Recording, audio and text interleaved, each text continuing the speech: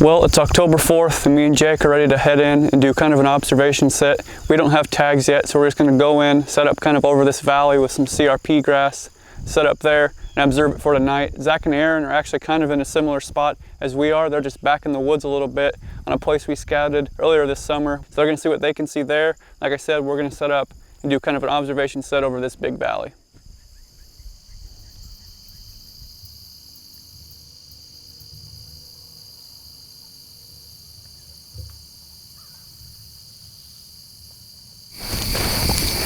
Well, we were able to get in here. Jake got these stands hung up, kind of overlooking this valley.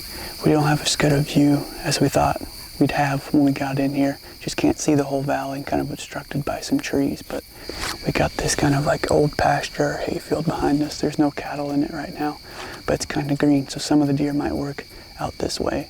We don't have quite as good a view of this field in front of us as we wanted to try to see them stand up out of those beds we found when we were scouting, but we still got about 2 hours or so. It's a little after 5:30, so we'll see what happens.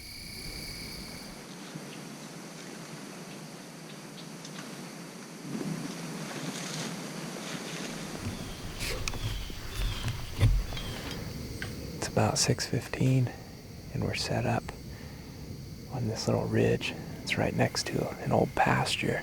What we did coming in here is just scouted our way along towards suspected bedding areas. There's a lot of old buck sign everywhere, but we were looking for that fresh buck sign.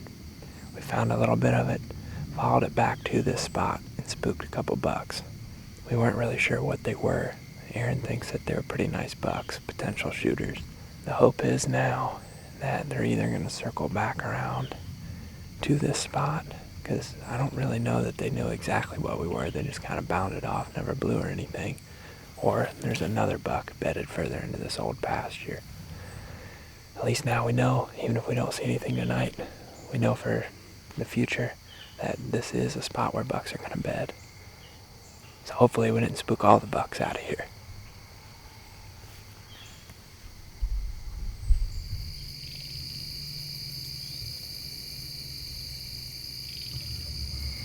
Coming right at us. Huh? Right straight down in front of us here. Mature buck. Don't move.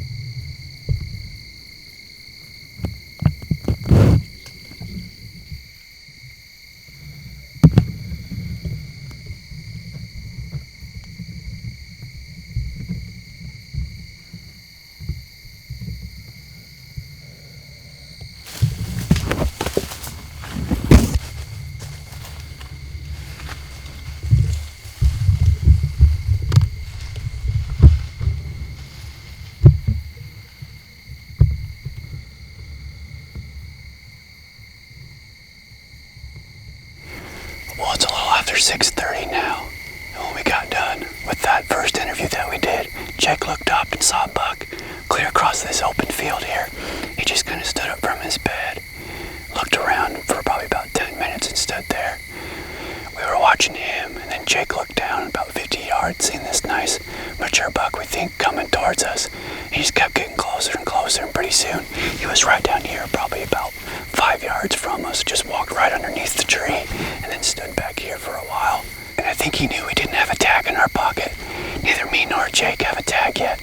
And before we left, Aaron said, what's going to happen is you guys are going to sit there, and a big buck's going to walk by, and he won't have a tag. And that's exactly what happened.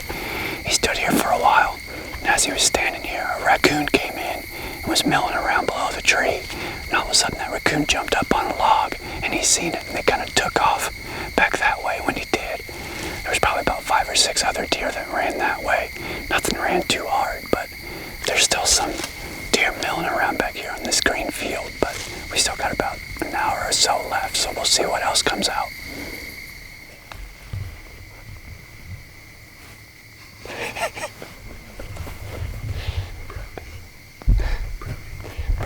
Brody responded actually first by saying, "I'll give you one guess what happened." And I said, "A giant walked under you."